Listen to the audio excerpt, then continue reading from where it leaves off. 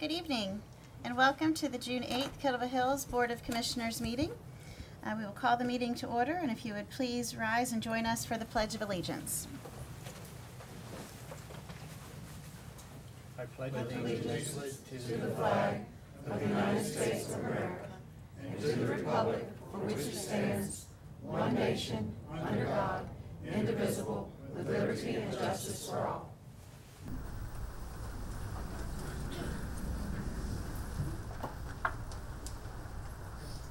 Thank you.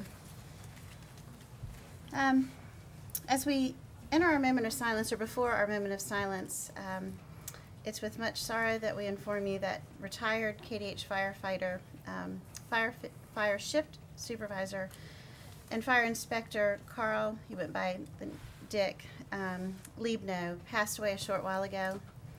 Mr. Liebnow was a career firefighter with the town from approximately 1986 until his retirement, which was in 2001. Even after his retirement, he stayed involved as in the volunteer division just until last year in 2014. So please keep Mr. Liebnow's family in your thoughts and prayers. And with that, I ask us to enter a moment of silence, please.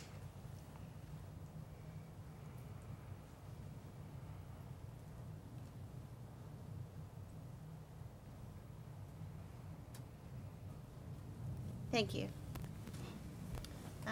First up on the agenda is the agenda approval. So moved. Second. Any discussion, comments, questions? All those in favor, please signal by saying aye. Aye. Any opposed? Okay, thank you. We have one public hearing set aside this evening, and I will call on our town attorney to conduct the public hearing. All right. Ladies and gentlemen, there will be a public hearing conducted this evening, and the following rules of procedure will apply to this hearing. A public notice of the hearing was published in the newspaper and posted on the town bulletin boards in accordance with statutory requirements for the subject matter. A copy of the public notice has been filed with the town clerk for entry into the official record of this hearing. The town clerk will record all oral comments in a concise and brief manner. Written statements shall be recorded in a similar manner and made a part of the record of the hearing and shall be submitted in full to the town clerk. Please limit your comments to matters relevant to the issue and to a time period of 3 minutes. A 5-minute exception will be made if there is a spokesperson for a group or if your statement is submitted in writing to the town clerk.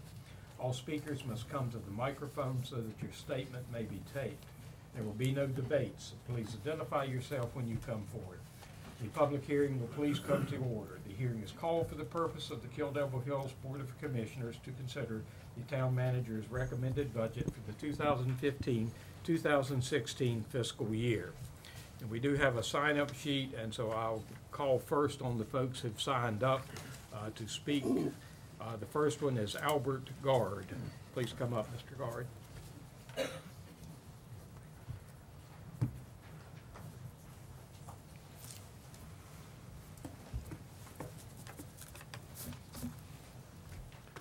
Thank you. I have one page of comments, and I'll give a copy to the clerk and any of you who might want it. My name is Albert Gard. I live at 1201 North Virginia Dare Trail. My family has owned the property since 1936 when my parents built a cottage there. My grandfather was born in Mans Harbor, and my ties go back to the 1800s. That was the same introduction I gave you 2 months ago. You may recall that. I addressed this meeting on April the 13th, and I addressed 4 issues. All of these issues still remain. My 3 minutes did not allow me the opportunity to thoroughly cover all issues, and you did not give me the opportunity to clarify some points that I think you misunderstood. I believe the same points related to your misunderstanding of the facts and as I presented them. Accordingly, I will focus on one issue and the facts. The issue is the taxation of property in the taper, Winsong Way, south to Prospect. Fact, as documented in the minutes of your May 13, 2013 meeting, the Kill Devil Hill Board of Commissioners approved a motion to proceed with the local beach nourishment project to extend it from Tanya Drive north to the Kill Devil Hills Kitty Hawk line. Commissioner Pitt made the motion, Commissioner Hogan seconded the motion, and together with Mayor Davies, it passed 3-1. Commissioner Rubottom voted against the motion. Fact. As documented in the video of questions and answers on beach nourishment on your website, and from minutes of your May 13, 2013 meeting, Commissioner Pitt states the entire beach south of Tanya is stable from an engineering point of view, and he points out that there are areas in the South Beach that are stable and accreting. Fact. At some point between the meeting on May 13, 2013 and April 13, 2015, when I was here last, the full build-out of the project moved 100 feet south to Winsong Way. To date, I've not seen any documentation for that shift. I assume it exists. Fact. The Municipal Service District approved at this meeting on April 13, 2015, established the project to do a full build-out from Winsong Way north to the Kill Devil Hill Kitty Hawk line, with a taper from Winsong Way south to Prospect. The taper design shows that the average build-out of the taper will be 50% of the full build-out, starting at 99% at the north end, tapering down to 1% at the south end of the taper. Fact. The taper is 1,900 feet long. The most southern foot of that taper will receive only 0.1%, 0.1% of the projected per foot build-out of sand in the full build-out area. However, the proposed tax on that property owner is 100% of the full build-out rate.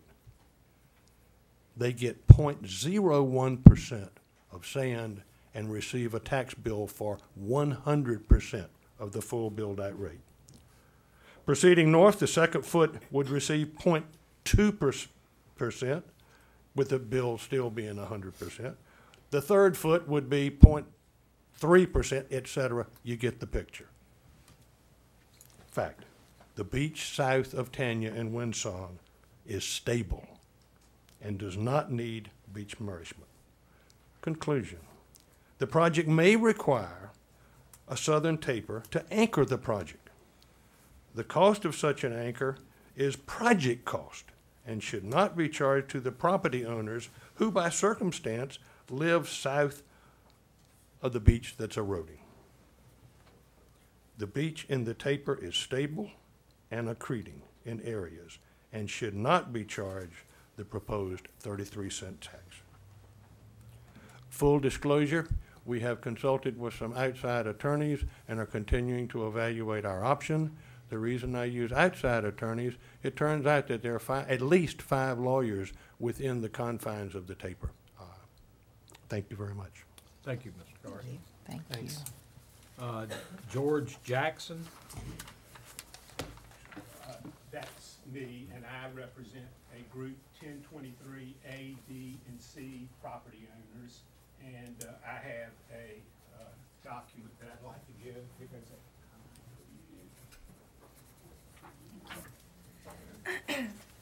Thank you.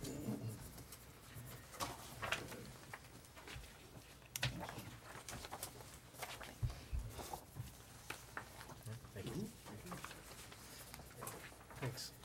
as I walk back over here, I will repeat Mr. Bard to some extent. My great-great-great-grandfather was the first mayor of Mans Harbor, and my family lived there consistently in Mans Harbor and Englehart until my grandmother moved to Elizabeth City, and I grew up in Elizabeth City. I'm a property owner down here now. I also happen to be one of the lawyers that he is referring to. So, so at any rate, what I am bothered by with this proposed tax rate, I've got 3 things that I think speak against it. Number 1 is law, number 2 is science, and number 3 is fundamental fairness. And what I'm going to speak on primarily is the law and the science on it. And the handouts that I have given you there, I'm just going to sort of go from the statutes, and I've marked in yellow so that I can work through this in this 5-minute time frame. So what you've got in yellow on the first page is the North Carolina Enabling Statute, and it sets a standard for a municipal service district, and it says the city council of any city may by resolution define a service district upon finding that a proposed district is in need of one or more of the services, facilities, or functions to a demonstrably greater extent than the remainder of the city. That's the standard. Before the public hearing required by subsection C, which you had about a month ago, the city council shall cause to be prepared a report containing a map and a statement showing that the proposed district meets the standards set out in subsection A.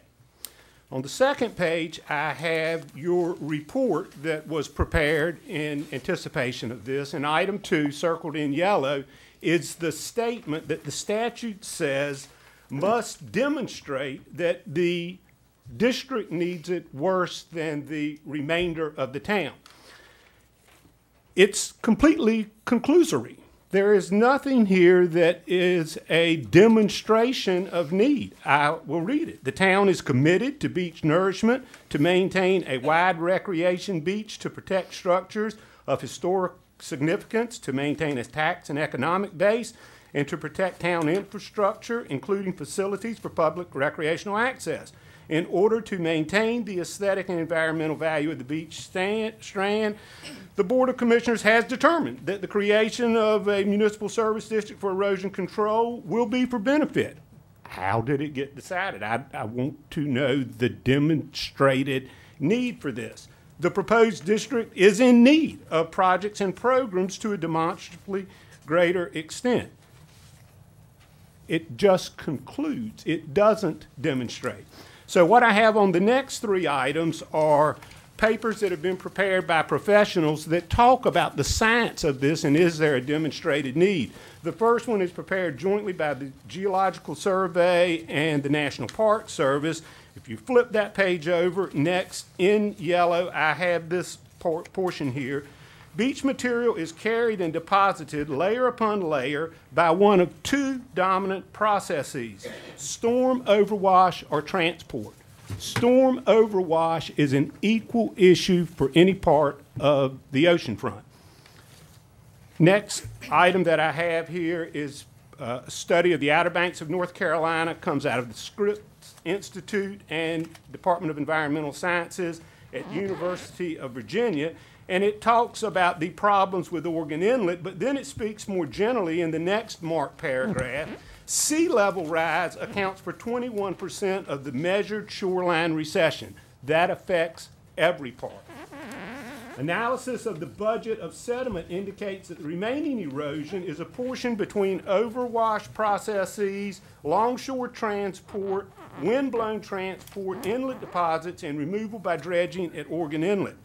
Next page shows the direction of the sand transport, and I have here 3 of these, or it goes 3 to south, 2 are saying north. It goes back and forth depending upon where you are. Next study that I have here is a meta-analysis of previous studies, and it has the drift generalization. And it shows, if you flip to the next page, I've got one showing it going south, one showing it going south, then I got 6 or 7 in a row showing a north transport. We're on the north end. I've got a beach that's building up, as do all of my neighbors. We are paying people to move sand away. And it says specifically for Kill Devil Hills, north transport. Next item that I have here happens to be an article that I wrote a number of years ago about judicial review of legislative action. And I've got 2 paragraphs here that are marked, and I just want to allude to those. This is going back to the law part of it now. There are many good arguments in support of these measures, as there are for beach renourishment, and I support it. In matters of government, however, at least in the short run, efficiency and equity are second-tier criteria. Unless a tax is constitutional, it shall be overcome by the judiciary.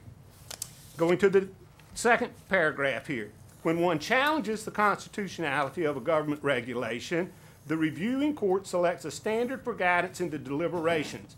because the Constitution is silent on the matter, the judiciary has divided a number of differing standards. Most often used is the highly deferential rational basis test. If there's any rational basis for your decision, then it's supported. There is not, however, a rational basis for distinguishing between the rest of the ocean front in Kill Devil Hills and the area where I live. Last thing I'm going to say before my resolution is I went on to ArcGIS and I took all of the measures that I could pull out of the map, what do you call it? It's the geological survey map. And I happen to live, and my friends in the district here, we have amongst the highest elevation in the town. 9 meters on Asheville Drive is the second highest. There's only one, which is 10 meters, just beside the Cavalier. I also used ArcGIS to do measurements, and the distance from the dune line to the water in front of my property is 109.5 feet, and I went to the north part, south part, excuse me, that's not included. I've got one at 84, one at 75, one at 88, one at 75.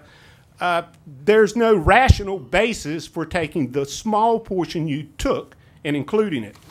So the last thing I have is a recommendation, which is that it is a 1/2 cent increase in the citywide rate and a drop of 10 cents, making it a 23-cent increase in the currently included district.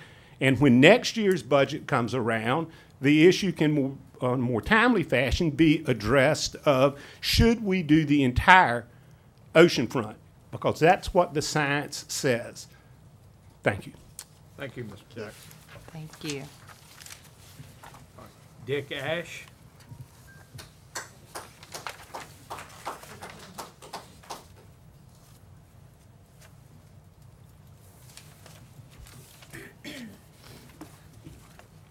Good afternoon, Council. I excuse my voice. I've been trying to lose it all day. But I live at 2049 Virginia Dare Trail. I represent myself and 2047 and 2045. My concern, and I agree with everything that George just said. I think he's point on. This is a regional issue. This is not an issue of a district, especially the district where everybody from the region comes to enjoy. They come through my gate. They leave my gate open. They throw their beer cans, their trash under my house all the time. I don't rent my house. I've owned it since 1992. In 1992, we had a Halloween storm that came in, wiped the entire dune out. And I'm telling you, my dune was probably 20 foot tall at that time. Took my septic tank, the whole backyard, and came into the house. Since then, I've raised the house, but I worked with your staff, brought a dozer down 3 different times over about a 12-year period. I managed the sand that the oceans gave us. I pushed those sandbars up on my dune 3 times. I invite all of you to come down and look at it. There is no way you can have a better dune than what I have, and all my neighbors. I did get 3,000 sprigs and plant them. Anyhow, I go back to this is a regional issue. It affects businesses, tax base in the entire area. I don't think that it's just the people on the ocean front. The beach erosion is a problem. We all agree and understand. But in front of my house, the ocean brings the sands in, it takes them out. It brings the sands in, it takes them out. I right now have 9 pilings out on the pier before the ocean breaks. That's how far the beach goes. 6-8 weeks ago, it was up right at the building, 9 pilings further in. So you have to manage the sand that the ocean gives you.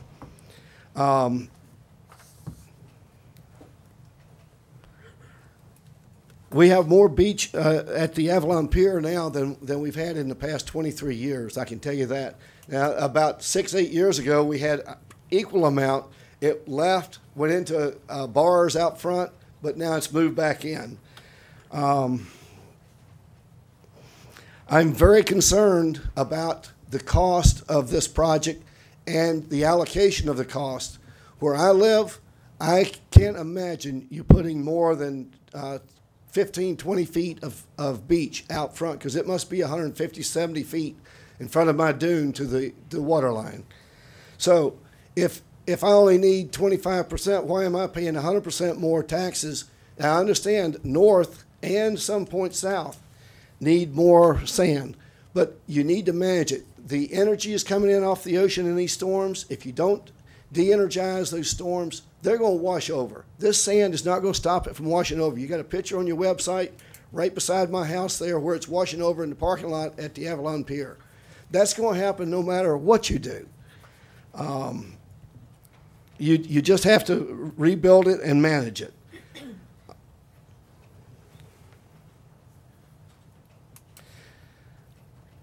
And I guess there's a problem in North Carolina. I talked with Greg about it in putting revetments and so forth in the ocean. Maybe, I know years and years ago there was a type of plastic structure put out there to catch the sand and build bars. Maybe that's why we have so much beach there now. But I can assure you that the oceans will come and go, and they will take all that sand that you put in for $10, $11 million, and it will take it away. I think you're only buying time by doing this project. You've got to address the real issue of de-energizing those storms and controlling them.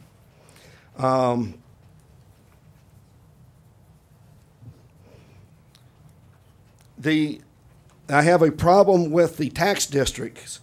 It's my understanding that, along with everything George said, which I ditto, but it's my understanding that these districts are come to a 5-year point when the board has to re-vote on them. I think that you should sunset this so that there is public hearings, not that the board has the option. Some of you may be here, some of you may not. But you need to do what's right for the public and sunset this thing. So if in 5 years the board wants to continue the tax for some other reason or beach replenishment, there's public hearings. I think it's definitely wrong. And let me say, I've served myself on the Board of Supervisors for several years. So I know what you guys are up against. 15 seconds, Mr. Ash. The main thing I can say is I would like to see this board leave a legacy and do the right thing. And I don't think that the direction you're headed is the correct way. And I will volunteer my time anytime to work with any of your staff. I've got over right at 50 years in working with dirt. I am a contractor, a site contractor, a builder, and I can assure you I've dealt with almost everything here for mega years. So just do the right thing, and hopefully y'all will reverse this and correct it and make it more equitable, because it is 100% a regional issue. Thank you. Mr. Ash. Thank you. Lou Craig.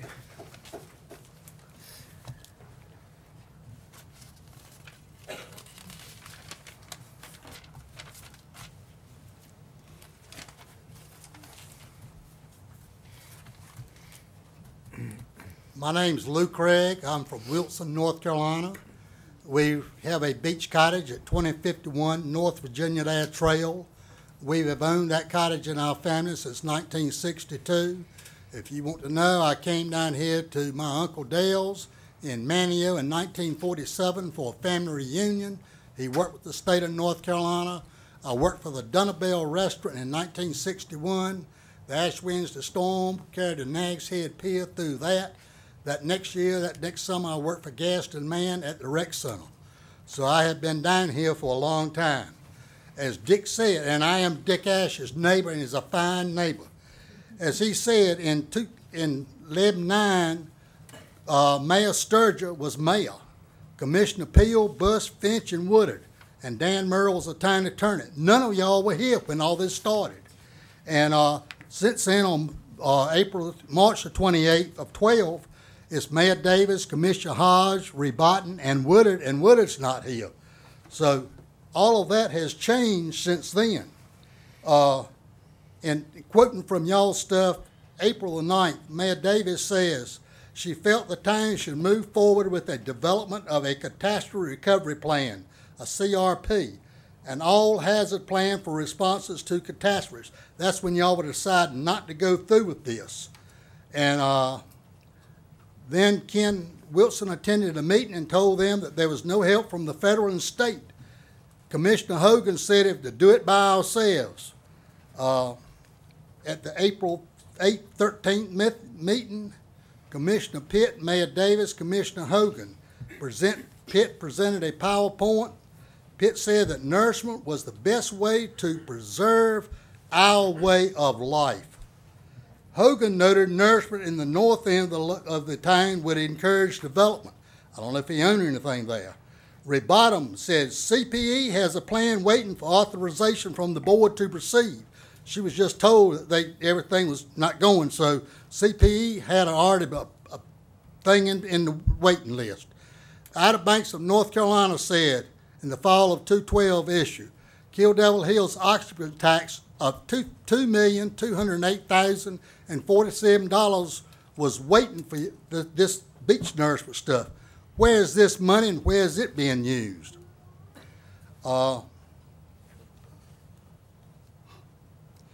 Mayor Davis says at May the 13th, trickle effect, home prices fell, real estate market negative, restaurant service industries and builders and etc. Without the beach, the town loses viability. Y'all approved that night a beach additional 1% occupancy tax in 13. April 13, 2015, Norm Sharon with Vanderbilt Black Legal Law Partnership wanted to know about the property of beach nourishment. I'd like to know about all of that stuff of pouring sand, and does that become my property, the town's property, the state of North Carolina's property? Is it taxable or whatever? 30 seconds, please. How much? 30 seconds. 30 seconds. If you change the tax rate to increase it to 4% on the town of Kill Devil Hills, that would reduce the tax rate from 33.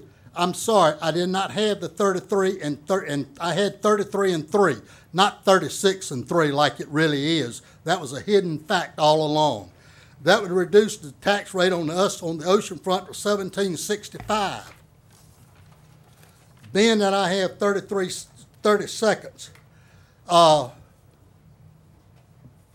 I'd like to say to Mr. Hogan, went on talking with him on the phone, and he told me if I didn't like what y'all were doing, where I could go somewhere else.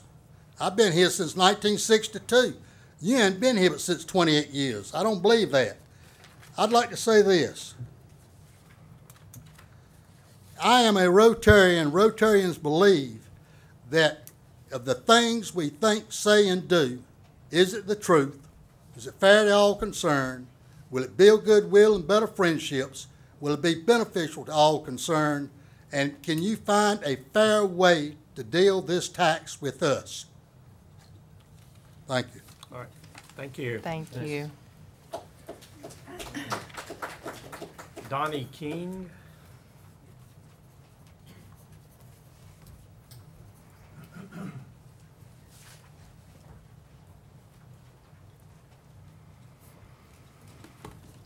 Hello. I am Donnie King, owner of Ocean Boulevard Restaurant and founder of Better Beaches OBX. I am an advocate of proactive beach maintenance, which in some cases includes beach nourishment as a necessary first step. I am thrilled that Duck and Kitty Hawk have signed on to this project, including their tax plans, and hope that you choose to do so maybe at the next meeting. I'm not located within the municipal service district, so, I'm speaking in general on behalf of the project. I think there are some things that, still need to be worked out, but time is short. I think decisions have to be made by July 1st, as far as I understand. The beach is a vital part of our physical and economic infrastructure. All across the nation, people debate about repairing various forms of their infrastructure, and they argue about paying for it. The savings presented by the interlocal agreement, especially with the Dare County's occupancy tax collection, make this a great opportunity. While nobody likes to pay more taxes, without this specific opportunity, the necessary project could easily be a lot more costly. Many citizens in Dare County see this project as a sign of hope that their properties can be better protected and that our greatest economic engine, tourism, will be bolstered by our commitment to maintaining our beaches. There are many people on the northern beaches attempting beach maintenance techniques that are no longer sustainable due to the lack of seaward sand buffers to help break down the ocean's energy. There are some property owners who have simply given up. Evidence of these struggles is visible while driving up the beach road towards southern shores at any time of the year. When it comes to tourism, consider that we are not the only people that see this despair and make decisions based on it. In these areas and areas nearby, increasing that sand buffer will allow us to employ better maintenance efforts and give others the confidence to invest and give new life in some of these struggling properties. That's our hope, and that's our return on investment. Take that same drive south through South Nags Head, and you'll see this hope. After Beach Nourishment Project was completed there, many property owners landscaped, painted, renovated, and improved their properties. It was a quite necessary and beautiful effort to witness. In South Nags Head, there's talk of too much sand or different rates of erosion. We've learned a lot about how this happens, and we know better how to maintain it. The costs involved in maintaining a beach with a proper buffer zone to allow maintenance efforts to bear fruit are minimal, but we need a proper starting point, in this case, beach nourishment. Given what we know today, I believe we can trust our town managers, as well as many of our citizens, to continue those efforts. We're here today to see this project through in hopes of providing a more sustainable future for our community as well as our beaches. I hope you consider these thoughts and support your commissioners in adopting a plan to move forward. Thank you. Mr. King. Thanks. Thanks, Donnie. What's your tax increase? Paul Manning. Where I am, 20 cents, or maybe 14 at this point, might have changed. And then in Nags Head, less than $100. Evening. My name is Paul Manning. I live at 509 Telegraph Court. I'm a resident in Kilroy Hills on the west side. I do have a lot of sympathy for those of you in this special service district. I think you brought up some very valid issues about how this project is being paid for and who's accountable for paying for that. But I also like to say, nobody likes a tax increase. And the board, I think you should be congratulated for really maintaining a lid on taxes over all these years. Certainly, you've left no stone unturned. And all of us, though, need to look at the quality of life in the Outer Banks and where the income to our community comes from. For us, I see a 3-cent increase in taxes on the west side is maybe being costing us $85 a year. I might need to forego maybe one dinner at Ocean Boulevard to pay for that. Sorry, Donnie. But it could be 20 lattes at the Front Porch Cafe too. In all fairness. But I think I had spoken once before about beach nourishment, and the biggest issue becomes what is the cost of doing nothing or delaying this? And I think you only need to look down at Kitty Hawk and see the erosion of their beach, the loss of infrastructure, certainly the loss of the taxable property down there that has really eroded the tax base of Kitty Hawk, such that it becomes a much larger bill for all residents to carry. In the sense, loss of oceanfront homes and businesses passes that cost on to all residents. And what would the cost of losing, say, the Sea Ranch be in terms of both the occupancy taxes and also the property taxes? And how would that be spread around amongst the other residents? And what about jobs? As tourists stop coming to the Outer Banks because of the loss of beaches, what does that do to businesses that have to close, to the jobs that affects, and of course the viability of our community. So I think the biggest step to take is the first one, and that's to get this project moving forward. I do think the board needs to look at how this cost on the service district is shared. As a West Side resident, I use the beach probably as much as any of you that have oceanfront homes, probably more because I live here and I don't just have a vacation property down here, but we all benefit. And I think that the whole community needs to share equitably in that. Thank you. Thank you. Thanks, Paul. Thanks. Julia Lee, or am I saying it correctly?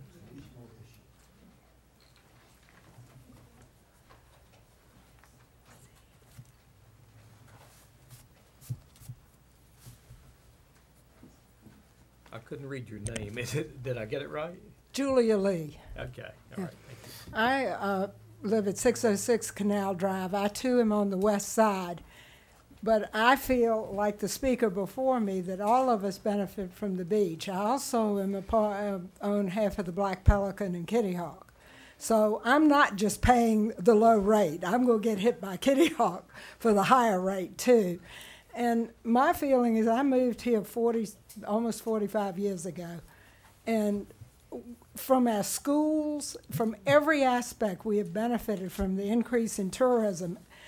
And to think that we would have what we have now without taking care of our beaches, to me, is just ridiculous. We have to take care of them. I think people should pay equitably for them. I don't, think somebody should be singled out, but I'm willing to pay whatever the board determines is my share of it. And if you determine more than 3 cents, I would be willing to pay it as long as it was equitable. And I'm hoping that we can just get started on it. You can't think because your beach is building now that you're okay, because the Black Pelican's a prime example of that just recently. We've been building, we built that dune by planting grass we may or may not have supposed to have been planting over there over a 15-year period. And the entire dune was wiped out in that storm in April. So I don't think anybody can say, well, my property's building, so I shouldn't have to. I think that all of us have to in order to keep the whole beach intact for everybody and for the tourists and for the jobs and for the infrastructure that we have. Thank you. Thank you. Thank you. Thank you. Bill Pitt?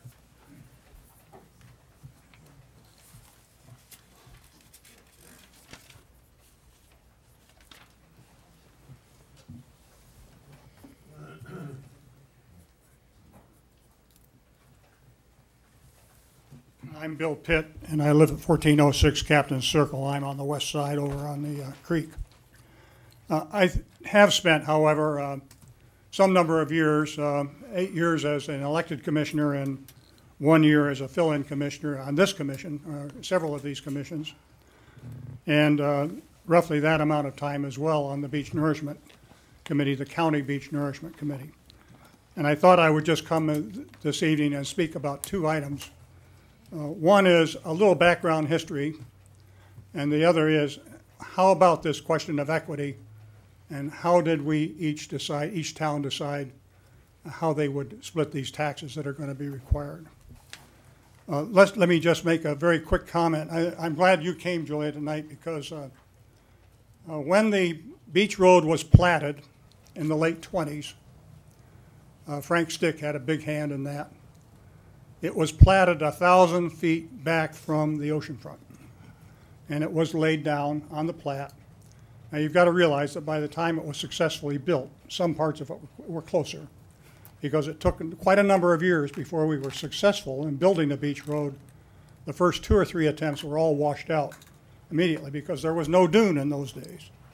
And the dunes were built in the early 30s, and when that dune was built, we were finally able to get a stable, paved beach road, which we all then subsequently developed, started by Frank, and then later, of course, augmented by his son, Dave. Julia, you're Black Pelican. I love to eat at your restaurant. and I don't mean to insult anybody else. Your restaurant's great too, I just can't afford it. I can occasionally, and I do. Thank you. But your restaurant, when it was first built, was, of course, the Coast Guard station, Kitty Hawk. And it was on the other side of the highway. Not very far back from the highway. But then on the other side of the building was a softball diamond. And on the other side of the softball diamond was a boathouse. And then there was the ocean. Okay? That's what that looked like. And it still looked like that the first time I came down here in the 50s. I was a kid, of course, and people like Winky Silver. How many of you know Winky Silver over in Wanchese? He used to walk from Nag's Head up the white line on the center of the highway in his bare feet so he wouldn't burn his feet. They used to play softball all day long on the softball field at Kitty Hawk Coast Guard Station. Remember, in those days, there was nothing else to do. There was no TV, there were no movies, there were no, you got Roy Rogers, the Lone Ranger, and baseball on the field at the Kitty Hawk Coast Guard Station. Enough about history. That's how much has eroded. That's the extreme example, the worst picture we can paint. Some of you in here live on areas that haven't been hit that hard, but you're not 1,000 feet from the water either. I mean, you're not 1,000 feet from the beach road either, your waterfront. Equity. How in the world did we decide to fund this as we want it, as we are? How much time have I got left? You've got about a minute. God, I'm sorry. The first attempt never got anywhere. That was David Stick as chairman of the Board of Commissioners right after the Ash Wednesday storm, 1962. Kitty Hawk was devastated, absolutely devastated. He got the commissioners together and said, we ought to do something. They approached some of the property owners and they said, no way are you going to come on my property. And that's as far as the project got. In the 80s, we started a countywide project with the idea of getting federal funding. It was going to be a $50 million federal funding, a much more extensive project than anything that's going on in Nags Head, Kill Devil Hills. Kitty Hawk was not even involved because federal rules require that there be property to protect on the ocean front, and Kitty Hawk had lost theirs by this time. Duck and Southern Shores were not involved. It was going to be $50 million for the initial replenishment, and the feds were going to pay roughly, and Ms. Diaz will correct me if my numbers are wrong, about 60%, 2/3 would be federal, about a quarter would be state, and we would pick up the rest, and our share here in Kill Devil Hills was going to be on the order of $8 million maybe. It was, and of that we were going to pay 10%, $800,000. That's what we were going to pay. $800,000 for a project that's probably in scope 3 times what we're looking at today.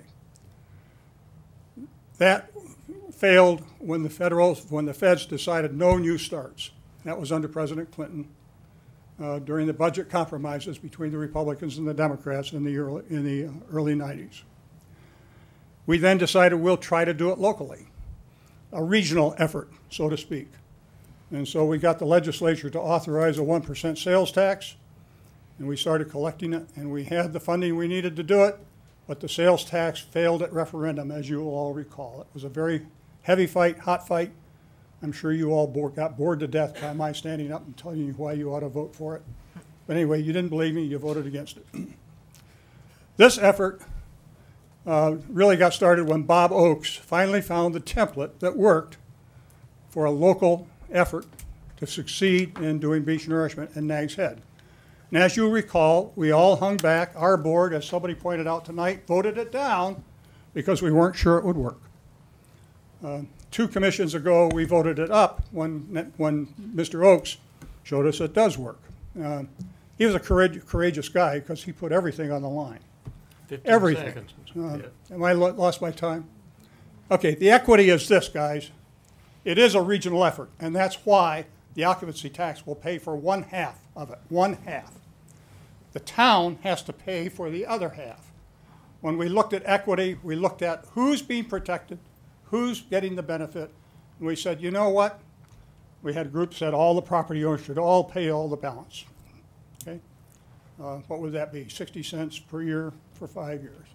We had a group that said the town should pay the whole thing, that the property owner should go scot-free. What's that? That's 8 cents, 9 cents for 5 years, something in that order.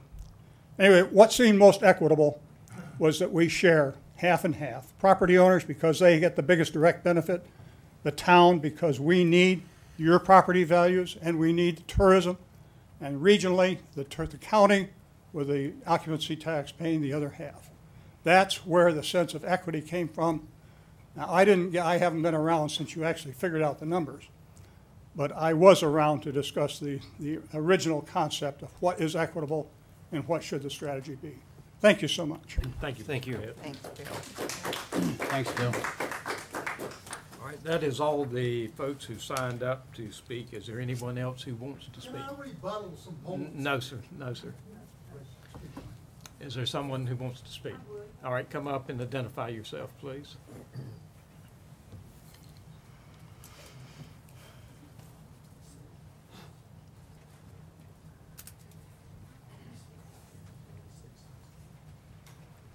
I am Elaine Craig. Excuse me, I'm the wife of the gentleman who spoke earlier.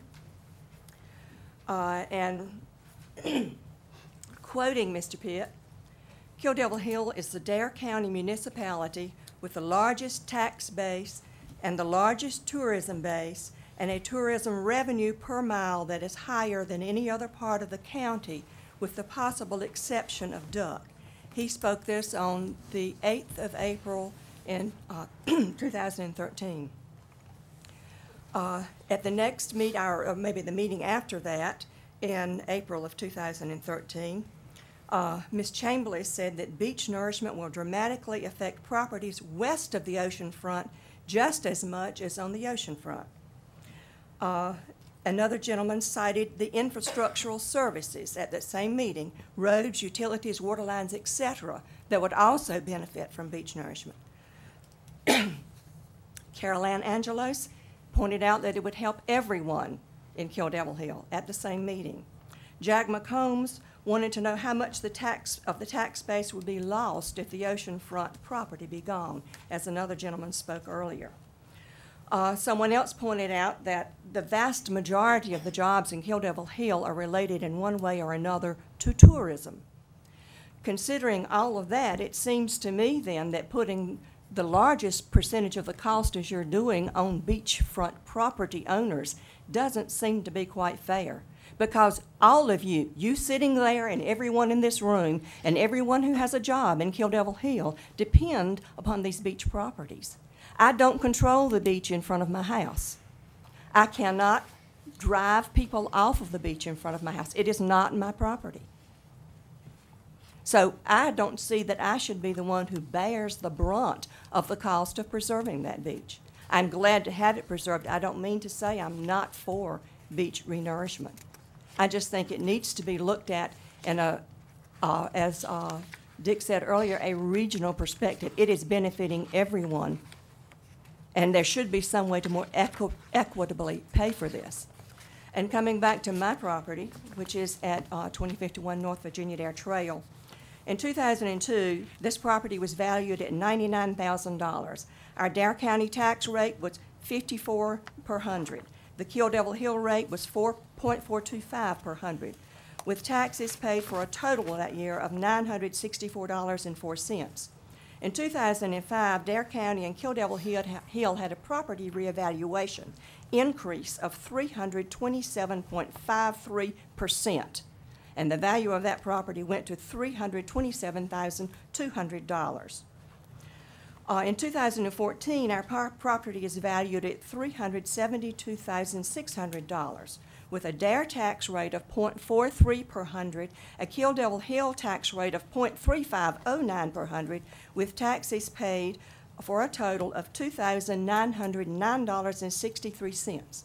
Since 2002 up to 2014, 13 years, Dare County has increased the valuation of my property 372.98%, increased the tax rate 260.7958%, with a total of 1,062.72 tax, for an increase of 297%. Kill Devil Hill has increased the tax rate 270.4182%, with a 1,182.87 tax for an increased total of 307.94%. 30 What have you seconds, Ms. done Gregg. with all of that tax money in those 13 years? Thank you. All right, thank you. All right. Does anyone else wish to speak? Come up and identify yourself, please. Colleen Almany, 113, oh, now no longer at 113 Port Hall Court. I am now at 900 9th Avenue in Kill Devil Hills. I hadn't intended on speaking tonight, but I am personally in favor of beach nourishment. I am happy to pay our share. I think that without beach nourishment, if I was an oceanfront homeowner, I would be devastated to lose the deck off my house when a storm came, either making my house unusable personally or to take it out of a rental company or program and lose that income from my investment. I would hate to have my property flooded. I would hate to have my car wash away. Although people on the oceanfront and in this special tax district are paying more, you are getting the benefit of having that added protection. I'm not on the west side. I don't have my house to lose from flooding. I am paying my fair share, and you are going to get the benefit of paying your fair share. We've been talking about this in Kill Devil Hills for over 2 years in almost every town of commissioners meeting, and none of you were here. So now it's the last minute, and everybody's upset. I say this every time I address this board, and I'm really speaking to the public in Kill Devil Hills. You have got to come, and you have got to participate, and you've got to be informed in what's going on in the town. This is not the time to be saying we need to step back and look at this again. We've been discussing this for a very long time. I think that the taxes that you're talking about imposing are fair, and I appreciate the time and the effort and all the work that this board and the boards prior to you and the board in Nags Head who was willing to take this risk and see that there are benefits. We only have 2 choices here on the Outer Banks. We will either re-nourish or we will retreat. The beach will go away if we do nothing. We are going to lose our livelihoods if we do nothing. And if we're going to do something, it has to be paid for. Thank you. Thank you. Thanks, Colleen. Does anyone else wish to speak at the public hearing? All right. No, you've already spoken, Mr. Gregg, and we've got your written statement. Thank you. Anyone else? All right, there do not seem to be any other speakers, but we will keep the public hearing open so that you can inquire of anyone as you have your discussions. Okay. Right.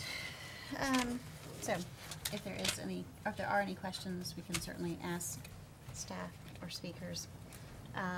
Otherwise, we'll open the floor for discussion.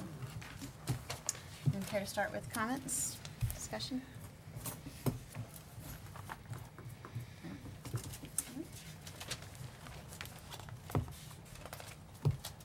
Are we talking about setting the tax rate now, or are we just talking in general?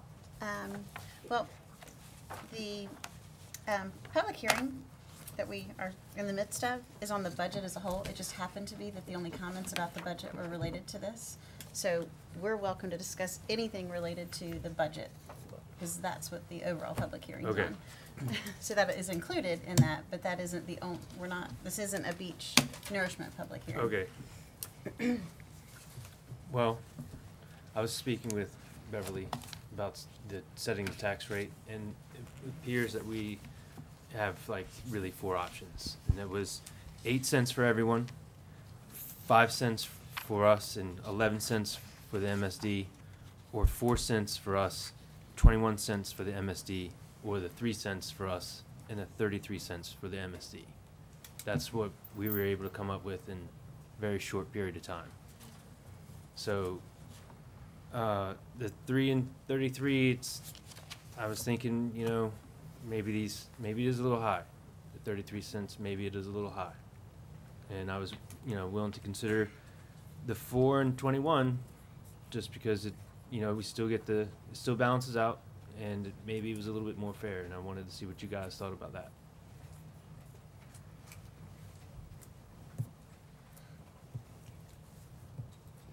I don't think at this time I have any feelings that we need to change it at this time. I mean, as it's been said, we've been discussing this for a long time. These numbers were discussed in previous meetings. I don't know how many meetings, but in previous meetings. And I think at this point, I think we should proceed, personally, the way that we have it constructed right now. We've got one more meeting before the budget needs to be approved, and I'm not sure we want to start messing around with the balance in the taxes right now, because it would just it would complicate and delay things, and we're mandated by law to approve our budget by the end of this month. I wouldn't like to see anything get in the way of that. Did you have actual numbers to go along with those percentages? No, it was just Beverly and I were sat there and we played with the numbers to make sure it equaled out, because we need a certain amount of money for beach nourishment, and we can get it with these 4 choices. Now, we could sit there for days playing with the numbers and come up with some other alternatives, but this was what we came up with. Because And Beverly's here, Right. just She in is? case. And we can call on Beverly since Okay. the public hearing is still open if you would like to. Can we do that? Because She may not have her numbers with All right. her. Yeah. Well, and you might be able to answer my question, but because with the 3 and the 33, is it not the case that the 3 cent is actually providing more than the 33 overall? Well, yeah, the 3 cents and the 33 cents, when I look at paying the debt payments for the total debt payment, each nourishment. Countywide, the 3 cents is providing approximately half, and then the municipal service district tax, the 33 cents, is providing the other half. Right. Um, Okay, that was what I remembered seeing that somewhere. I couldn't lay my hands on that, but And that's what former Commissioner Pitt was explaining of the model. The model was based on looking at taking the total debt service payment, splitting it 50%, and then coming up with those values related to that. And I think you're describing that same scenario. Pretty much. The other was pretty much, we talked 10% tax increase, and at the time, townwide, and at the time, the tax rate was 33 cents or 33 cents, I think. So the 3 cent, the 10%, I think that's kind of was stated in several meetings as well. But Commissioner Midget is right. The 4 cent tax increase, which you're going on a bigger base. 1 cent generates roughly $200,000. So you're using a bigger base. I mean, that model would work. But I mean, all those models that he told you would work. But it would offset, change it from 50-50 to be, I didn't take into consideration that it would offset the, the half and percentage. half. Right. Yeah, absolutely. Mm-hmm. So yeah, then it is it is roughly 50-50 split. Thank you. 3 and 33.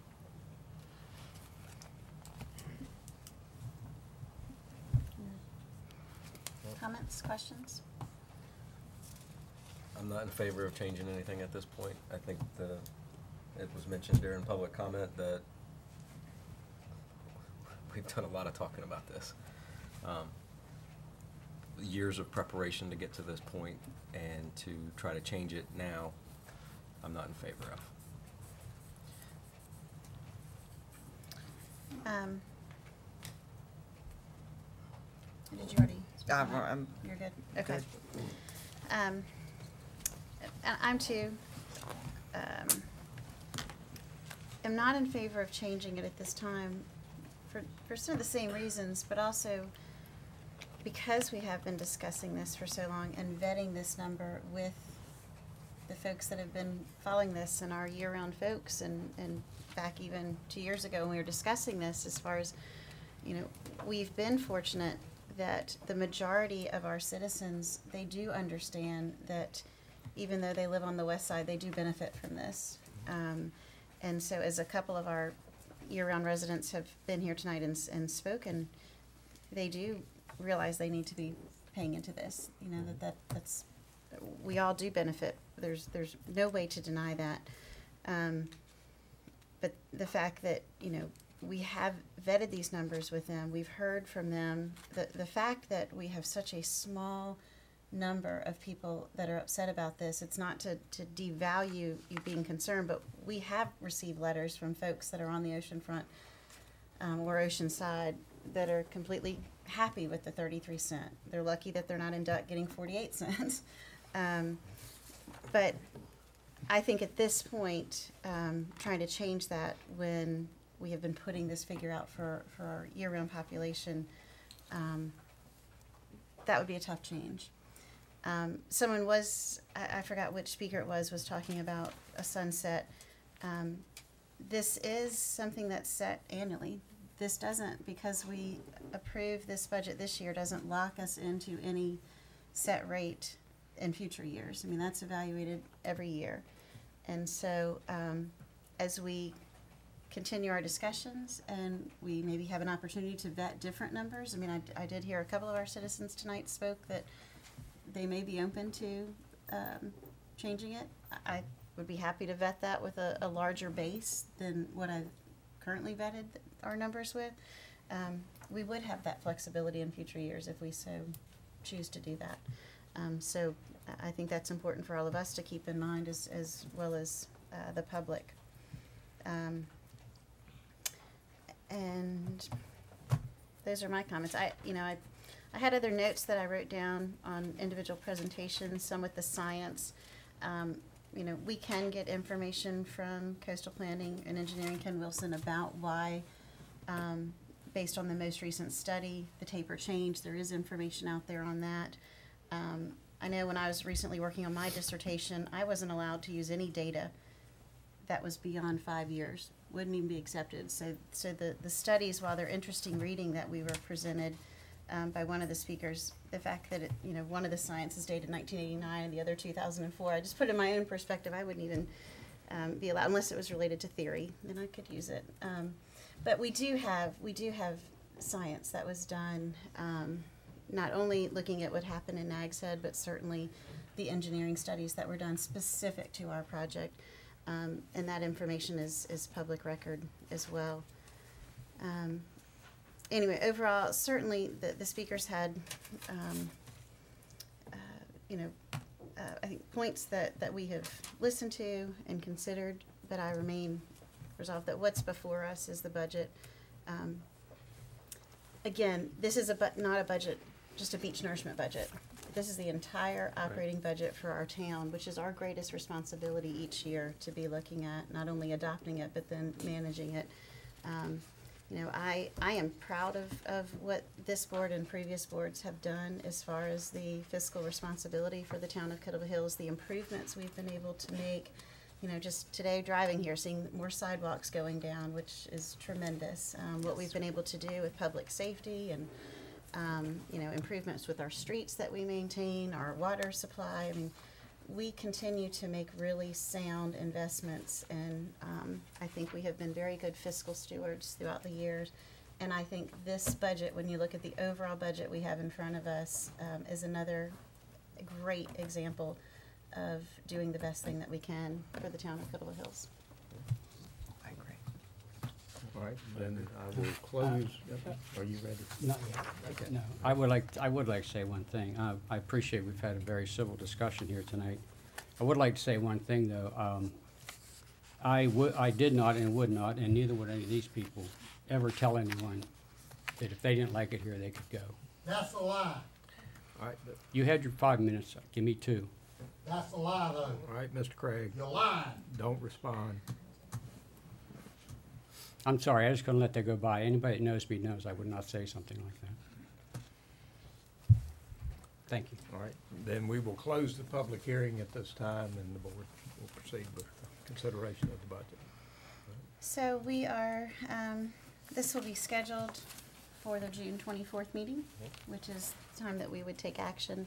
At this point, there's no further action that's needed unless we were providing any additional guidance to staff, but it didn't sound like from consensus there's any. I did have one thing. I mean, I was talking to Beverly about this as well.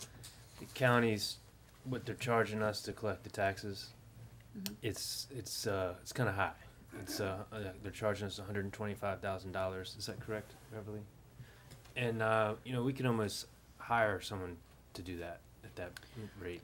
We talked about that. And yeah, we actually looked at that, and the challenge is to hire someone that could then have the same rate of collection, which we're at 99.9 something, and that would be the challenge. So every year, Beverly and her team are looking at that to see if does that save us money or does it make sense to go with the county. But by the time you add the systems in and legwork and everything else, right now they didn't think it was. Right. I think it's something that and I, you know, every year that we and staff should be looking at. Absolutely. But when we switched years ago, because we used to do it here, and when we switched years ago, the county's collection rate is higher than what we were able to do internally. And so you figure, yes, it's 125, but then you have to figure out if we slip a couple of percent, then you're negating that, plus you've got the in-house cost, and it's not just one personnel cost too, there's the other support fees. That being said, I think it's the right thing to do to look at it each year, to very closely scrutinize what the county collection is, because if the county ever started slipping as well, then by all means, then, you know, we look at those numbers and see where they balance out as well. It's also, I think, easier for people to get one bill. Absolutely. And because if they got two and they can only pay one, then maybe ours would be the one they wouldn't. No, I think it's 99.4, isn't it, Beverly? Something crazy. We can call owner because we can't really call owner now. Oh, I'm sorry. I'm sorry, but we're It's in the budget message. Yeah, it's I in the remember collection rate's in here, but it's over 99%. Yeah, it's high, but I was just, it's very, you know, it's we kind did of, talk about that. it's that on top of the construction debris that, you know, that's another 50 grand. Well, the tipping fees, I mean, that was That was a little shocking. that was really harsh, and I mean, that was hard to swallow, and it still is, And- because you had it for so many years where we didn't pay a dime for that. And the citizens can take it themselves and not be charged anything. True. That's And a Commissioner service. Pitt, I see your hand, but can we get you to speak during public comment, because that would be the appropriate time. I'm sorry. But don't leave, don't leave, don't leave. But we're getting there. I think that's next on the agenda, so then I can call you and I won't be out of order. 99.24 is the percent. Okay. I've moved my agenda all around. Okay, so are we ready to move on? Okay. So we will move on to public comment. Yes. Commissioner Pitt, can I invite you first to speak up at public comment? This is the time that's set aside by the board for anyone who wishes to speak on any topic to address the board. They can do so. The same timelines apply. 3 minutes if you're speaking as an individual, or 5 minutes if you're speaking on behalf of a group. Welcome. Again, Bill Pitt, 1406 Captain Circle. I believe at the time we switched from our own collection to the county collection, our collection rate was 96%. Thank you. Wow, interesting. Thank you, Bill. Thanks, Bill. Yeah, I'd be curious definitely. what that is, and how you can easily do that. Mary, was there a sign-up sheet for this? I'm sorry? Nobody on. Okay. Is there anyone that wishes to speak at this public comment time?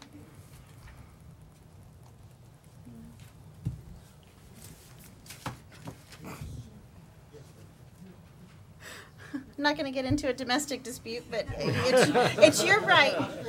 It's your right, absolutely. It's your right. We're just going to ask you to please keep the comments to 3 minutes. Again, my name is Lou Craig, and again, Mr. Mike Hogan told me if I didn't like the way what Kill Devil Hill was doing, to go find another place to live. And I swear to God, that's the truth. And on top of that, Mr. Appleman and Mr. Midget contacted me when I called and asked for y'all to return my phone calls, and Ms. Rabottom and Mayor Davis did not return my phone calls either. My wife read the statement on what Mr. Pitt had to say about Kill Devil Hills having the largest tax base, and I read and interpreted that to say, for us to go on and for y'all to go on and tax us, we didn't vote, we weren't going to do anything All you'd have to do is listen to our mouth and pass whatever you wanted to. And that's my interpretation in the middle of that after what he said about y'all having the largest tax base, the largest per mile tax base and tourism and what have you. Also in the email that you have before you, and I have turned in to Mary Quigley and to the press and to the, y'all's lawyer, it states in there, do y'all remember 1776 and the history lesson of where the United States got away from the British government because of taxation without representation? We have no representation. There's 5 of y'all sitting there that are representing us, the whole town of Kill Devil Hills. It's not like we're standing up here not representing anybody. We're trying, and the majority of the comments I've seen are saying they don't like the tax base, and you have one woman that says, go on and that's okay, and you saying that we ain't got a tax base to represent us? Something's wrong here, honey, and the way that y'all are trying to tax us, and the way you, and also Mr. Hogan says, for your information, it's already a done deal. You ain't changing the 33 and 3. I'd like for him to comment anytime he wants to. If he says anything against that, it'll be a lie from what I'm saying. I can assure you that. Is there anyone else that would like to speak at this public comment?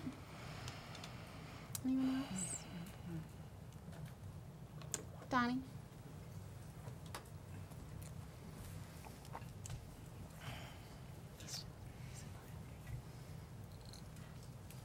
I did just want to clarify one thing, and I think from my experience in Duck and in Kitty Hawk, you know, this is how it sounded.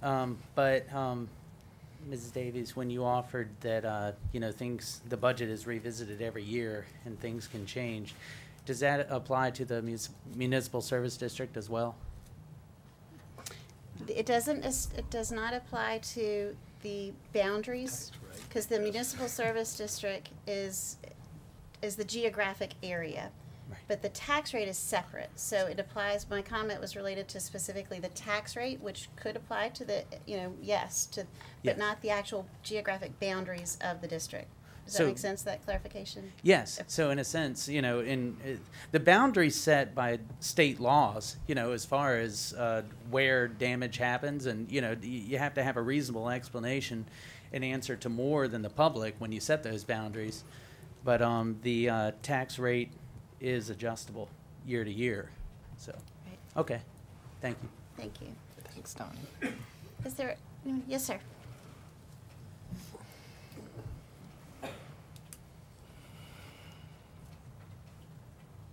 Again, I'm Albert Guard at 1201 North Virginia Dare Trail.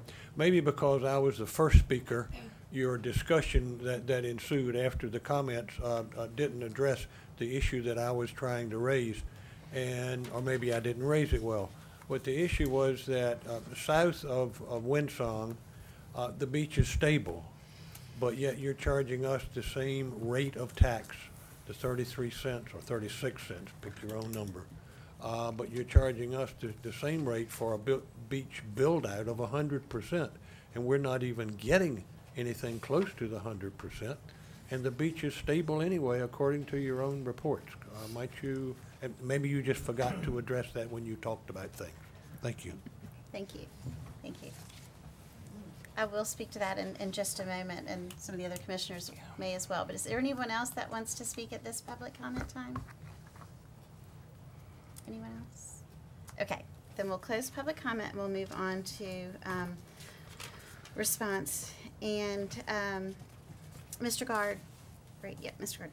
As far as that, one thing that's, one comment to your question is, when you establish the municipal service district, we can't change the rate within the district. So whatever that rate is, which is proposed at 33 cents, it doesn't matter whether you're getting the 0.1 or the 0.4 or the 0.5, whatever, you have to have that same rate for the whole municipal service district. That's not my doing, that's just the law. I can't change that. So unfortunately, if you're either in the district or you're not in the district. And you put us in. And you can, and as far as the change from, from 2013 to 2015, the question about tapering it, Tanya, or going south of that, we had environmental engineering study that was conducted after that, which is where it was reported back to us, and then based on that report is when we changed the coverage. So that's where the definition, or that's where the boundaries came from, which was from the study that was presented after that time.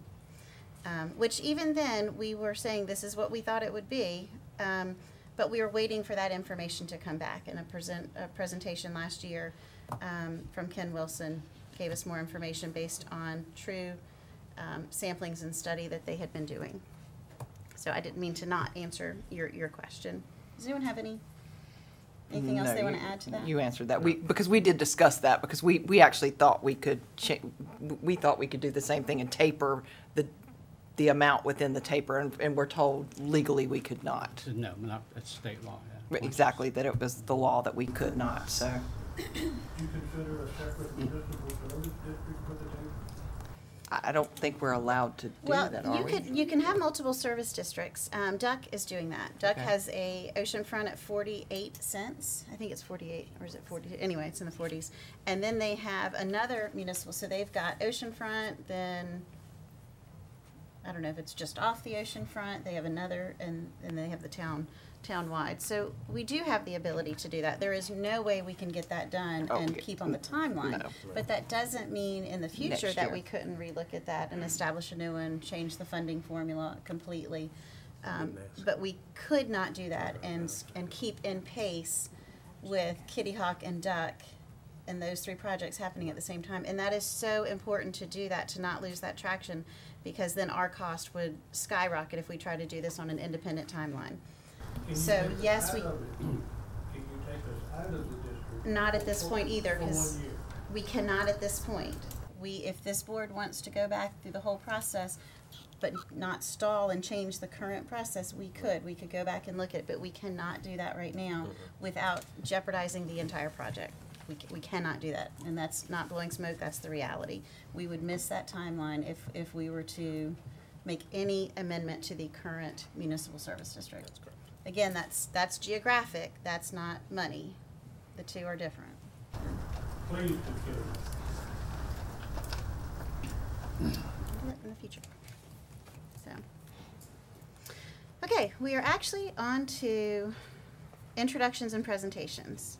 And the first introduction and presentation, I'm so sorry you're following this, but I'm really glad that you guys are here, is on the new signs at the beach accesses. I think there's a group, oh, here we go.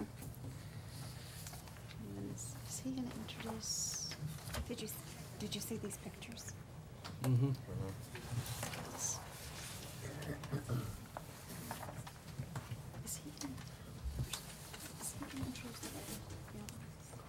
He's going to introduce her. He's Good. going to Okay, introduce it. great, thank you. Okay. Can I step outside for a minute? No, you cannot.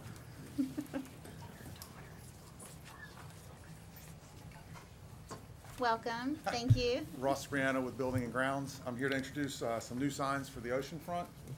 We've got a new rule sign that, I don't know if everybody can see it, but what we've done is we've condensed all the signs. You have pictures of the signs that are there now, before and after. And what we're doing is we're condensing to one larger sign. It's great. So that we don't have so much sign clutter. Do they have this on, Think they were gonna- do they have this on our screen? We don't have a screen back here right now, it's not working, so I don't know what you guys are seeing, but if you don't have this, okay. Oh, you wanna pass this around, because that'd be nice for them to see back there. It's pretty impressive to go from all of that clutter to what Ross is showing. It'll make you appreciate what Ross is showing much more if you can see that. Just a quick count, so we go from 8 signs to 2 signs. That's Yeah. awesome. And we get the audience reaction. We've done it before on a smaller scale, but now we're trying to do it on a much larger scale. And all the improved accesses, we'll get them right away. And then the sand trails, they'll follow with their new sign. And That's then great. also receiving from, I don't know who, Nest, a new turtle sign. Oh, wow. This will go on the beach, and what we will, I don't know how many we're gonna get, so what we'll probably end up doing is, say if we get 10, we'll just space them out on the beach, and they'll be actually on the beach, and then we'll remove these, because the turtle season ends, they'll go out just for the, so hopefully they'll last a little bit longer. So those will go out also. And then one other sign that we're getting, Sue Goodrich is here to introduce this sign and the author. And this is for Glenmere Beach Access. If some of you have seen is the, This is great. I guess we're calling it the Hope Access now. It has a little mailbox on it. And we've had this sign made up, and we're going to post this on Glenmere. Yes, If you would Glenmere, like to- and that is beautiful, and I'd like to introduce the artist, Barbara Knoll.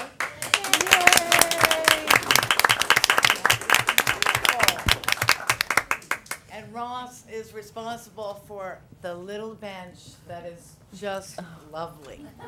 And I'd like to thank all of you, Mary, Greg, Ross, for making this hopeful. A town with hope. Thank you. Thank you for your Thank vision. you. Hey, Sue. Right as the steps go up. Hey, Sue. Yes. Though there shouldn't be anyone that doesn't know what this is about, but just in case there's someone watching that doesn't know, would you do an overview? Because I don't. Yes. Most people should know about the red mailbox, but there's some people that may not. Well, there's a little red mailbox at Glenmere, and there's a journal kept inside to leave a note of hope. So read some, leave your own note, and there's a beautiful bench to sit on. Now, thank you, Ross. Great. That's great. But thank you. And Thanks. And great your job. Artwork The artwork's is gorgeous. beautiful, Barb. Beautiful. Barbara Knoll. And she does a lot of other beautiful. Very And talented. see, there was a special messenger came and delivered some flowers today. Oh, Couldn't be well, here, but they're for thank you. Oh, they're beautiful. They are beautiful. So, Oh. isn't it? Wow. And you can read. Okay.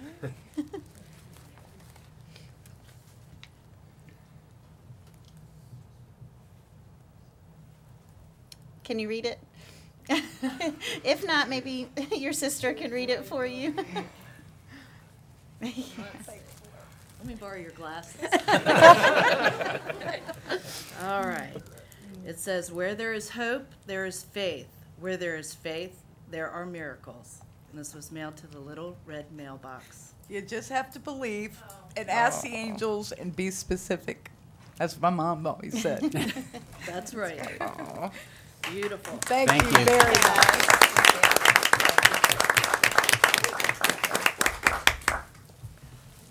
All right. Thank you very much.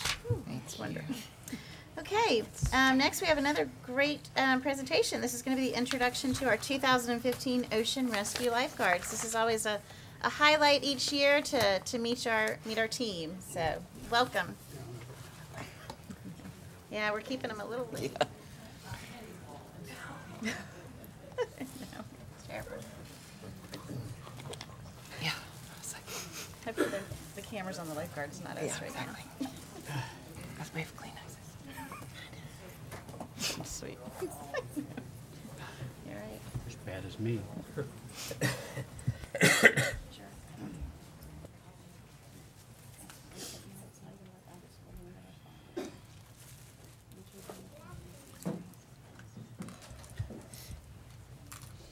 Welcome, Dave. Good evening. I'd like to thank everybody for your time this evening. This is this season's lifeguards. A few people aren't represented, always a couple issues, but this is the largest amount of them. Staff this year, 47 total, 13 new people here. First new old person I'm going to introduce is Ben Battle. Ben Battle is a return lifeguard who just recently accepted a full-time position with the town, partially in Ocean Rescue, partially in the fire department. So Ben.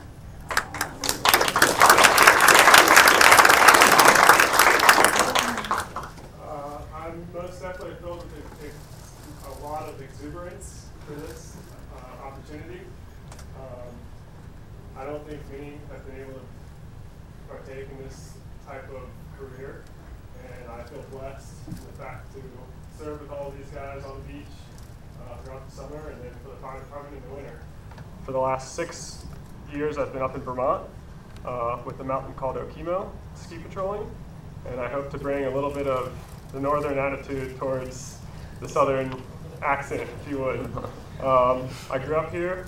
I love the Outer Banks. I love the town of Kill Devil Hills, and I'm very excited for the following months. Thank you. Hey everyone, my name is Pierce Holian. I'm 23 years old. I've also lived here my whole life. This will be my 7th year working ocean rescue, my 5th year being a supervisor. And I'm a recent graduate at UNC Wilmington with 2 degrees, 1 in mathematics and 1 in economics. Thanks. Hey everyone, I'm Devin Clark. I've been with Kill Devil Hills Ocean Rescue for 6 seasons now. I've been with Kill Devil Hills Fire Department for 11 years and just recently got my first year of full employment in with the town, with the fire department, so I appreciate that. And I'm a Kill Devil Hills native, born and raised. Hello everybody, I'm Trey Evinger. This is my 6th year with Kill Devil Hills Ocean Rescue. I'm about 9 months on with Kill Devil Hills Police Department as well. I've lived here for 11 years and I'm 24 years old. Thank you. Hi, how are y'all doing? My name is Tanner Beal. This is my 5th year with Kill Devil Hills Ocean Rescue. In 2014, I graduated from St. Vincent College with a dual degree in criminology and political science.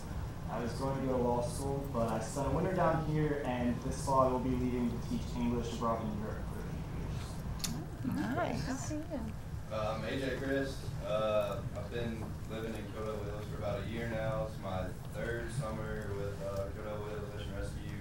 My 1st year being a supervisor, and I'm a volunteer firefighter here for the town. Hi, I'm Hannah. I'm 20, and this is my 5th season with Ocean Rescue, 1st season supervising. I was born and raised in Kitty Hawk. I just moved back to live here full time in February, and I'm really excited to see you. I'm Dewey Wise. This will be my 4th summer with Kill Devil Hills Ocean Rescue. This is my 1st year supervising. I'm currently attending UNC Wilmington to get in environmental science degree. Hi, I'm Kurt Clark. This is my 4th year here with Kill Devil Hills Ocean Rescue. I'm from Greenville, and I'm attending UNCW. Hi, I'm Kaylee. This is my 4th year with KDHOR, and I'm a full-time Kill Devil Hills resident, and I'm currently enrolled as a nursing student at UNC Wilmington. Hi guys, I'm Sam. I grew up in Ohio, been coming down here my whole life. Decided to move down full-time when Dave got in touch with my swim coach because I attend Dave's alma mater, Westminster College of Pennsylvania, for both accounting and business. This will be my 2nd summer with KDHOR, and I could not be happier. Hi, my name is Weston Carmichael. I've lived on the Outer Banks for 12 years. And in the winters right now, I live in Jackson Hole, Wyoming, and go to school for outdoor education and recreation. And this is my 2nd year. Hi guys, I'm Elizabeth Crow. I'm 17 years old and a rising senior at Northeastern High School, so I do live in Elizabeth City. So this will be my 2nd year with Kill Devil Hills Ocean Rescue. Hello, I'm Kevin Schnoot. I'm originally from Richmond, Virginia. Just moved here full-time in November. 1st year of lifeguarding, and I'm also volunteering at the fire station as well.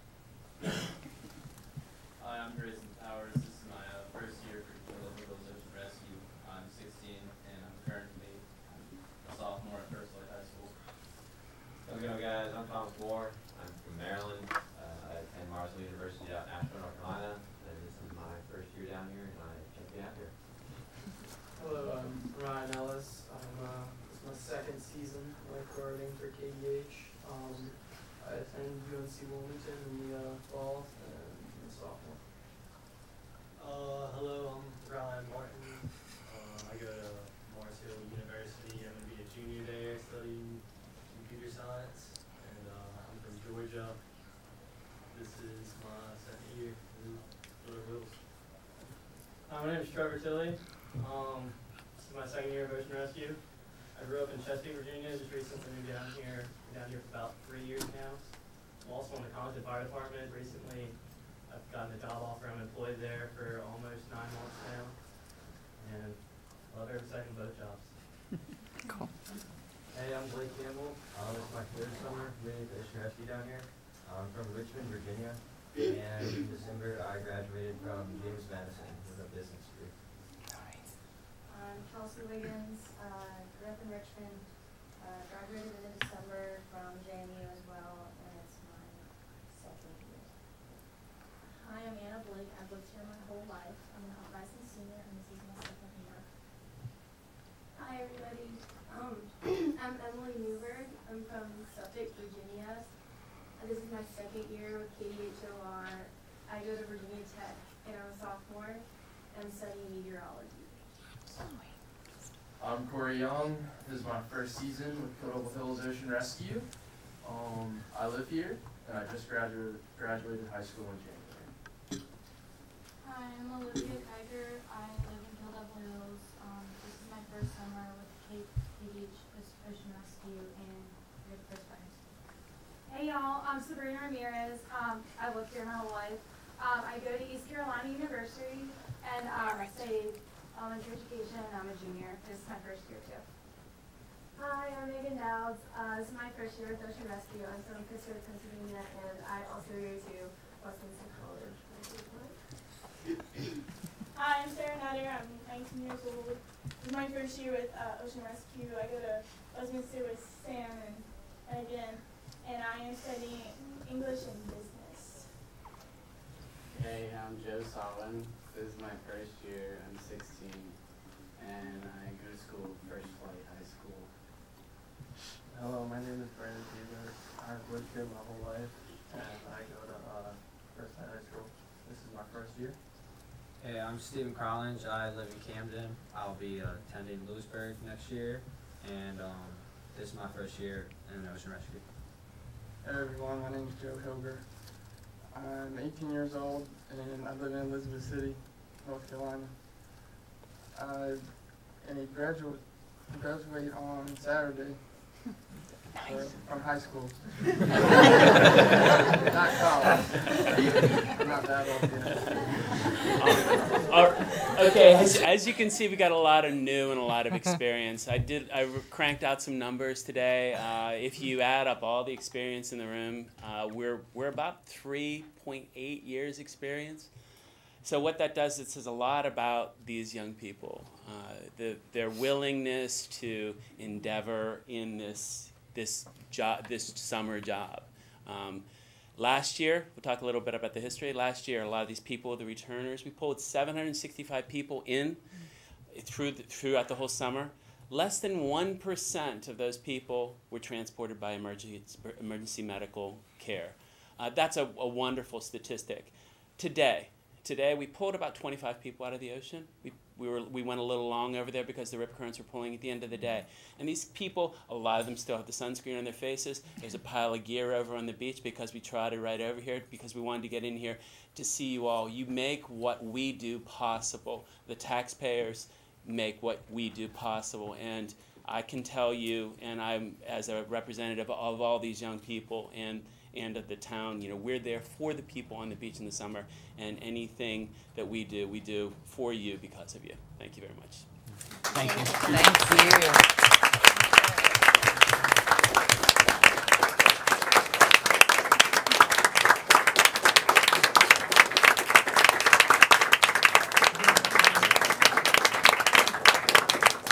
Thank you very much. Thank you. Yeah, guys, I know y'all got to go clean up, but thank you. We look forward to a wonderful summer. You guys have such an invaluable job, and we appreciate what you do. Thank you very much. We'll see you on the beach. Thank you We'll all. all be there.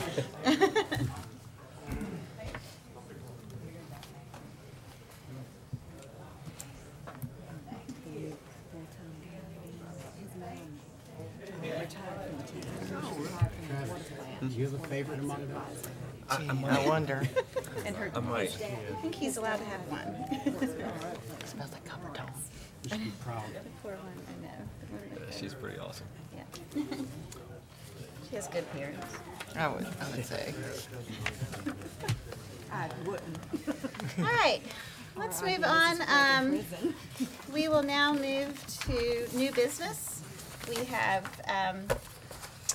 well, really one item, two things to discuss. The one item, sorry, not new business, old business. Sorry, I know I was throwing you off for a loop. Old business, beach driving recommendations. The first is the cooperative agreement for enforcement with the town of Nags Head. This agreement has been approved by our attorney as well as the Nags Head town attorney, and it's ready for adoption at this time if we so choose to do so. They've certainly taken what we've discussed the past couple of meetings and put it now into a format that we can adopt as an interlocal cooperative agreement. Any discussion? Or if not, action? Would anyone like to make a motion? No discussion. So forgot what we're doing here. A motion would be in order to adopt the cooperative agreement for enforcement of beach driving with the town of Nags Head. Make a motion to accept the agreement as written. Sounds good. Is there a second? I'll second. Any discussion or questions? All those in favor, please signal by saying aye. Aye. Aye. Any opposed? Okay, second is also related to the beach driving is the adoption of a new ordinance to Chapter 96, Seaside Regulations. And this eliminates previous regulations from the town code and establishes a seasonal beach driving permit of the $25, a short-term permit fee for the $10 for up to 14 days, and no charge for participants in a bona fide fishing tournament. Again, this is consistent with what we just agreed. So a motion would be in order to adopt the new Chapter 96 Seaside Regulations. I'll make a motion we adopt the new ordinance, Chapter 96, Seaside Regulations. I'll second. Any questions or discussion? And for clarification, that is to also include the fees. And establish the fees? Yes, ma'am. And to include the fees. Thank you. Does the first and the second agree on that? Okay, great. Any other discussion, clarification, questions? All those in favor, please signal by saying aye. Aye. Aye. Any opposed? Okay, great. We do not have any new business this evening, but we will go to Commissioner's agenda. Commissioner Midget? Since we're just talking about beaches, didn't we talk recently about having permits for fires? Like, was that last year? We brought it up, I brought it up under Mayor's comment at one point, if we wanted to go down that road and look at it. I don't think we haven't been down that road yet to look at it. If we would like to provide direction, that's kind of where things left, is if we want to, we need to provide some direction to staff to look into that. We certainly, I think it was just left. Well, it just flashed in my mind, and I was wondering what we did with that. We currently don't allow it. Right. And unless we direct staff to bring something back to us, it would stay that way. But if we would like to do that, then we can do that. What do you have a feeling or preference? It's just about the summertime, it's about to happen, so, you know, if people are gonna have fires on the beach, it'd probably be this time of year. I mean, it just flashed in my head, and I was. Well, if they want to have if they want to have a fire on the beach, they gotta go. They need to go to Nags Head. I don't know what Kitty Hawk does. I just know Nags Head because that's what I did last year. So, but what do you guys think? I mean, do we want to go explore this, or do we not? Do we want to talk about this anymore? Or? I mean, I think it's a good idea to be able to do it. Right. I think the way we left it before was that we all kind of thought it was, if I remember it correctly. I don't want to speak for anyone, but Yeah, I mean, I think we were all in favor of it, but we didn't take any action at the time. I don't remember why I'd be happy tabled to it. have So staff. we are all in favor of looking at it. Not to give Chief any heartburn out there, but Then how about this? It's not something that can happen overnight, but we staff can think? ask staff to look at what are some of our options related to permitting beach bonfires. Okay. Is that enough direction, Yeah. Debbie? Okay. That sounds good. There's consensus for that. All Okay. right. Great. Thank you, Anything Michael. else? Nope. Okay. Commissioner Sorry, Commissioner Appleman? Nothing tonight. Okay. Commissioner Reba? Nothing tonight. Mayor Pro Tem? Yes, I do have one thing. I think you were all copied on the information about the crosswalk study. And I neglected to print the PDF of our Pete's proposal for doing a study. And as you may recall from reading that email chain, the state requires a study before you do anything, but they won't do it and they won't pay for it, which we've run into that before with, you know, other things, mowing and dredging and all this other kind of stuff. But I just wanted to see how the board felt about going ahead and giving Pete the okay to do that study. This just got passed. I don't know. It's probably. Oh. It just got passed Yeah. to you. Yeah, the only thing I couldn't remember, I had to ask Steve before the meeting, was the amount. And it's $3,500. It's a lump sum for him to do the study. And the other things, all the things we've talked about, I've talked to Steve about it for several weeks, and I talked to Debbie and Sean today, and Mary. We can't do any of the things that we're talking about until we have a study, so. And if I understand this correct, it's the study to study our crosswalk traffic usage, all that, to determine if something like what we were discussing at the last meeting could even be done. Yeah, either that or what is better, or what would be yeah, the best option. The option, okay. right. And for anyone following this discussion, this was about trying to, Mayor Pro Tem had brought a concept to us at the last meeting, which would place pedestrian signs in the middle of the crosswalks in front of the beach, well, you know, Beach Road, that were really eye-catching and certainly work in other areas to hopefully slow traffic down and get people cognizant that you've got to stop at a crosswalk. But we can't just put those there. We have to go through something like this if we want to explore that. So this is all in the nature of public safety and trying to avoid accidents on the beach road for people crossing to get to the beach. What's the Question on that. I mean, we got the email that funding's not necessarily there to even do some of the painting or repainting of lines. So if we do something like this, this would be solely on us to provide the funding for it, right? Okay. But this would this also, if we were able to come up with the funding, this would tell us whether or not they would do what we. This would tell us whether they would allow us to do what the study recommends. Okay. And we would still fund it, and we would be the ones that would be, let's say they did approve these type signs, we would be the one to install them? And maintain. And maintain, right. Yes. And that's one of the other points that was made by DOT is there potentially could be high maintenance with the location, obviously. Oh, yeah, I think so. And would they also look at, do they also look at doing this seasonally? Like, can we put these signs up during the summer season and take them down so they're not run over throughout the year? I think we could probably ask permission for that. Yeah. We talked about on Hatteras Island, they lower the speed limit in the summer and then raise it again. I mean, they do things seasonally, not just here, but across the state. And that the sign thing may be one thing they would allow seasonally. Because I don't know if we really need them in January, but in the summer, I think we do. We can certainly ask that question of DOT. So I guess what I'm asking is, are we okay with doing this, having Pete do this for $3,500? And that would start the ball rolling. Yeah. Yes, sir. I'm fine with that. Now, is that something you have to wait to come back before another meeting to do a budget amendment, or you No, can ma'am. We're take good. this? Okay, We're good. great. Thank you. Okay, so there's consensus. Do you need a motion or is No, ma'am. consensus? Okay, great. Consensus. Okay. Thank you. Thank you. Anything else this evening?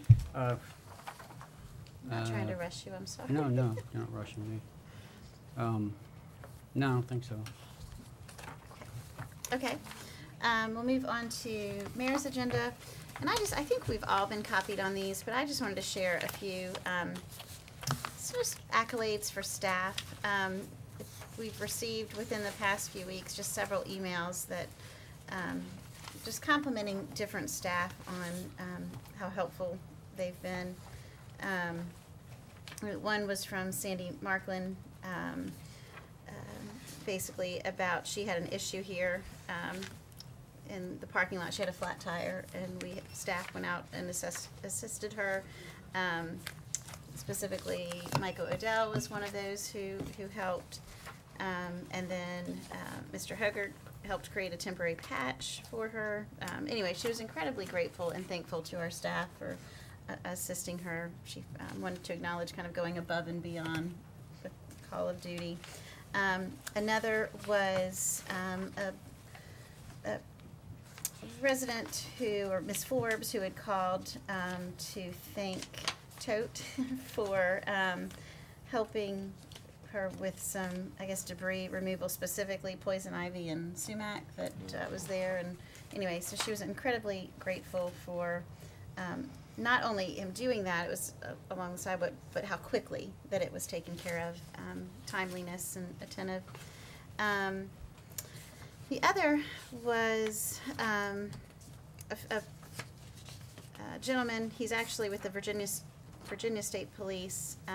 He has a place down here on Princess Anne Road. And his mother, 80-year-old mother, was walking his dog. He was coming back from the beach, and you guys can envision, she's got the dog on the leash and walking, and the dog saw the owner, the gentleman, took off, and instead of letting the leash go, she held on and went face down onto the concrete. And it was engine crew, one of our engine crews actually just happened to be, if I understand this correctly, just driving by and saw this happen and stopped. So it wasn't like they even had time to call 911. They stopped, assisted her. She was transported to the hospital. Fortunately, her CT scan was negative, but she did have to get stitches, and she had a concussion and pretty bruised. I received an email from Mr. Vick this morning saying that she was getting the stitches out today, but when he comes back for 4th of July, he's not bringing the dog. That's what he said. But anyway, so just thank you. Please pass along to our crew there just how much that meant to him personally, and certainly to his mother. So, and then I know we also all got the email about a family that was here this weekend. I thought the woman was very, Miss Fox was really kind in the way she described the situation to us, but I know Debbie's going to look into this and handle this with staff. Now that we do have our new ordinance on about removal of items from the beach, you know, what we can do to make sure that communication piece gets out. I know the video was talking about it, but also our responsiveness in situations like this, and making sure that we're trying to give as much notice as we can and alert, but I have confidence that Debbie will be on top of that. So just wanted to share that and thank staff. I know we're getting into the crunch of busy time. Regardless of what department you work in, we all feel the crunch. So thank you, staff that are here, and knock on wood, we will have a nice, safe summer season, and hopefully find a little bit of time to enjoy it, not just work feverishly during it. So thank you. And that's all I have this evening. We'll move on to the town manager's agenda. Nothing this evening, thank you. Thank you. Town attorney's agenda? Nothing for you. Yeah. Debbie, the consent agenda? Yes, ma'am. 3 items on the consent agenda. The minutes from May 27, 2015. 2 budget amendments. One to provide additional funds to cover charter communication bill caused by the delay in the MCNC startup. And 2 to record government access channel funds for Crime Line and KDH Spotlight productions. The last is another memorandum of understanding with the town of Nags Head and Kill Devil Hills. This is our interlocal agreement for operation and maintenance of the 8th Street beach access. We have changed this a little bit. The term of this agreement is for 3 years, beginning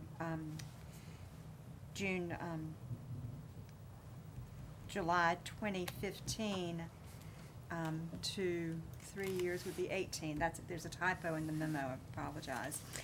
The provision of the agreement has been slightly amended to increase the annual fee to $500 from $250. And what this is Nags Head would do any repair, and then and we share the repairs, and then if it's over a certain amount, then we discuss it. But this keeps them from having to come, you know, for Cliff having to call the town to say, you know, I've got a $200 repair I need to do.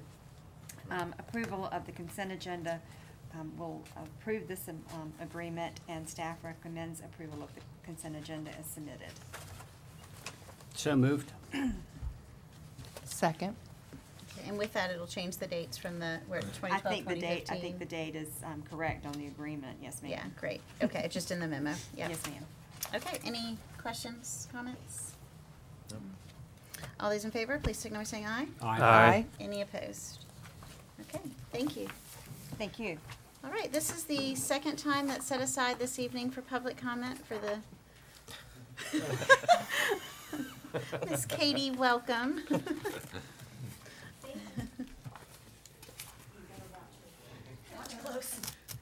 I actually came tonight, left work a little early tonight just to come and say kudos and congratulations to whoever the project manager was who was responsible for the Westboro situation. Whoever put that plan in place did a fantastic job. I don't know if it was police, somebody in the town, I don't know who put it all together, but it was flawless.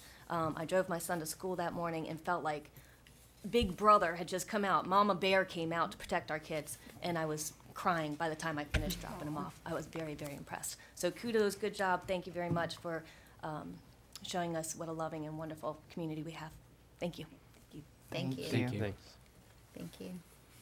Anyone else want to speak at public comment? Okay, we'll close public comment. Katie, I like that you corrected and said, what is it, Mother Bear or whatever. I like that better than Big Brother, because I do think that shows the spirit of what was out there. And thank you very much to our town staff. I know assistant chiefs back there. I know you guys played a huge role in that. And it's, you know, it's really nice that the event with, you know, all the that morning went without incident. And I think it is a reflection of the time spent planning and communicating, bless you, to make sure, and the fact that we do have an exceptional team here to lead that. So, And our neighbors did help. the school did, yes. Our Yeah. neighboring towns and the Yeah. sheriff's department and the schools. There was quite a long list of A lot of people that were stakeholders. involved. I think I took some pictures and I emailed. Before I did, I asked Dana or the chief who all was involved, and it was a list. I mean, it was the Park Service, it was, I mean, you name it, everybody was there. All the towns, the county, Park Service, who else? Schools. Just a long list, yeah. Yeah. Yeah, and I was very impressed by it, very. One It's way to nice. change their negative message into a positive one. So. Yes. Yeah. And a great example, again, how Dare County can rally together to face adversity or adverse situations and really come out on top. So, thanks for bringing that up, and thanks to all involved in making it how it turned out. Anything else? All right, a motion to adjourn would be in order. So moved. Second. Anything else? Please. All those in favor, please signal by saying aye. Aye. Any opposed? Great, thank you. Good evening. Thanks, everybody. Thank you. What's left.